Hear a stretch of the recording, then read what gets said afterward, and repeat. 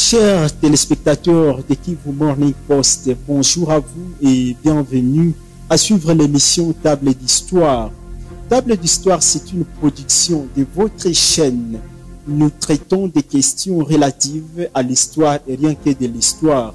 Et aujourd'hui, nous allons parler des enjeux autour des conflits de frontières entre la République démocratique du Congo et le Rwanda. Vous vous en souvenez, le 15 avril 2023, lors de son séjour officiel à Cotonou, nous sommes au Bénin, le président du Rwanda, Paul Kagame, il avait dit que quelques territoires du Rwanda ont été cédés à l'Ouganda et à la République démocratique du Congo. Alors, comment interpréter ces propos de Paul Kagame? Les frontières que nous avons aujourd'hui ont été héritées dans quelles circonstances? Et voilà, nous allons recevoir l'historien Emmanuel Ruzouzi qui va nous brosser succinctement des procédures dans lesquelles les frontières entre la RDC, le Rwanda et le Burundi avaient été tracées. Surtout, ne quittez pas, dans un laps de temps, nous allons en tout cas vous éclairer par rapport à cette question. Vous devez notifier l'autre puissance que désormais nous sommes des voisins. Je vous dire que Berlin n'a jamais partagé l'Afrique. Les Rwandais cherchent à falsifier l'histoire. Pourquoi? Parce que le Rwanda, le Burundi, les Tanganyika et les Zanzibar étaient sous l'occupation allemande.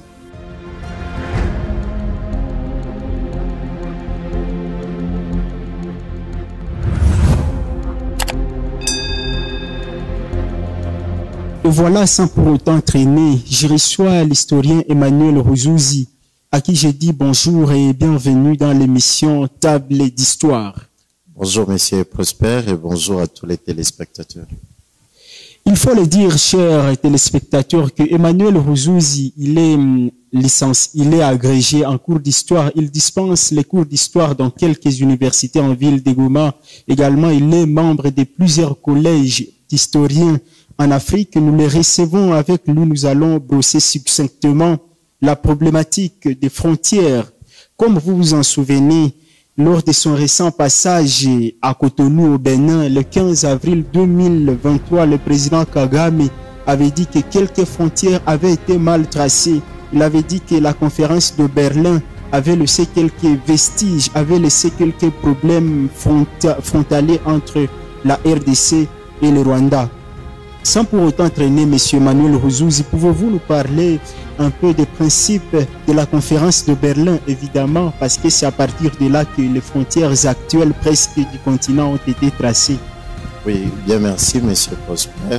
Et je rappelle que dans ce cadre de cette émission, je vous remercie premièrement d'avoir pensé à cet apprentissage de l'histoire, de notre histoire, mais aussi de l'histoire de notre région.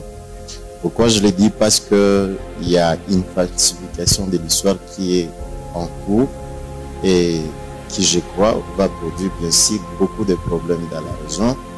L'histoire, elle est têtue. Nul n'a droit d'effacer une page de l'histoire d'un peuple, parce qu'un peuple sans histoire, c'est comme un mémoire sans cerveau.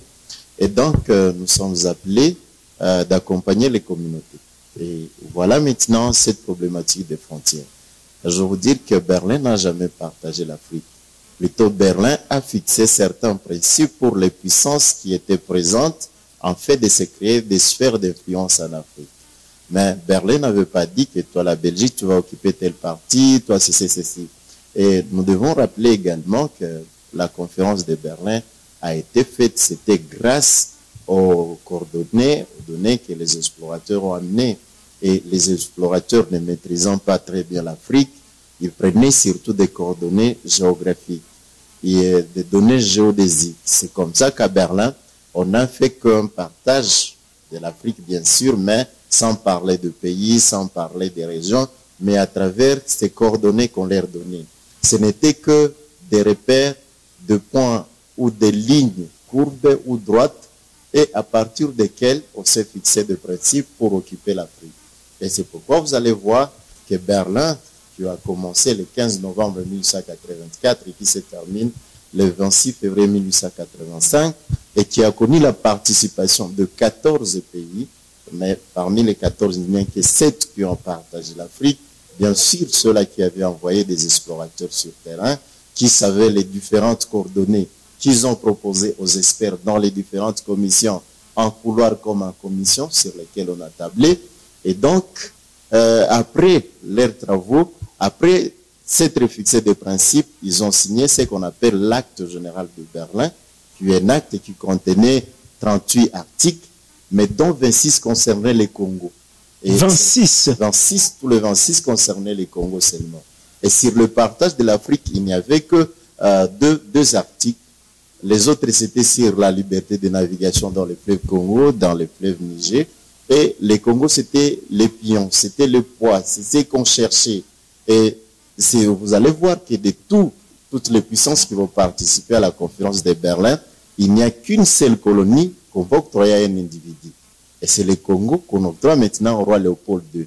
Mais comment? C'est parce qu'il a usé aussi de son poids, parce que c'était l'un des bien sages de l'époque, mais aussi de ses origines. Comme il était allemand, la conférence de Berlin organisée en Allemagne avec Otto von Bismarck, et il va utiliser aussi son intellect, sa malignité, pour convaincre les différents États qu'ils puissent lui donner un territoire en Afrique. Vous allez voir, au départ, on ne l'appelle pas un État.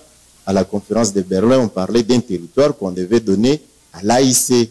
Et de ces territoires qu'on devait donner à l'AIC, c'est plus tard qu'il sera l'État indépendant du Congo.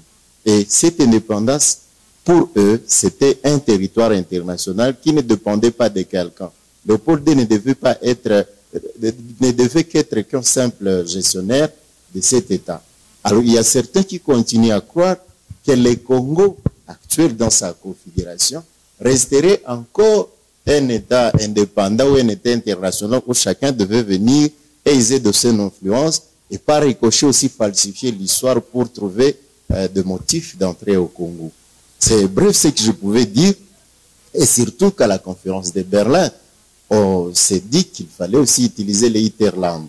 Les Hinterland, c'était l'arrière-pays. C'est-à-dire, à partir d'un point quelconque, s'il y a une puissance européenne qui s'est fixée sur un point, et elle devait s'étendre jusqu'à l'intérieur du territoire, jusqu'à ce qu'il retrouve l'influence d'une autre puissance, et devait se limiter par là.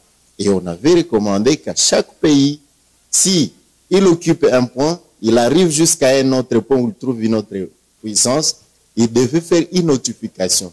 Il devait notifier l'autre puissance que désormais nous sommes des voisins dans telle frontière parce que moi aussi j'ai déjà un poste qui nous sépare là-bas. Et malheureusement, entre nous et le Rwanda, ça ne s'était pas fait parce que l'occupation coloniale a commencé par l'Est. Mais le Rwanda cherche à falsifier l'histoire. Pourquoi? Parce que le Rwanda, le Burundi, les Tanganyika et les Zanzibar étaient sous l'occupation allemande et qui auraient eu, et bien sûr, on l'a vu, Otto von Bismarck qui a sillonné la région et qui a été sur les lacs Kivu, et à partir de l'Hinterland, donc le Rwanda croyait que avec, donc c'est-à-dire l'Allemagne, à l'époque on ne parlait pas du Rwanda, on parlait de l'Allemagne comme puissance colonisatrice. Donc l'Allemagne devait occuper toute la région où Otto von Bismarck a été. Et malheureusement, ça n'a pas été le cas.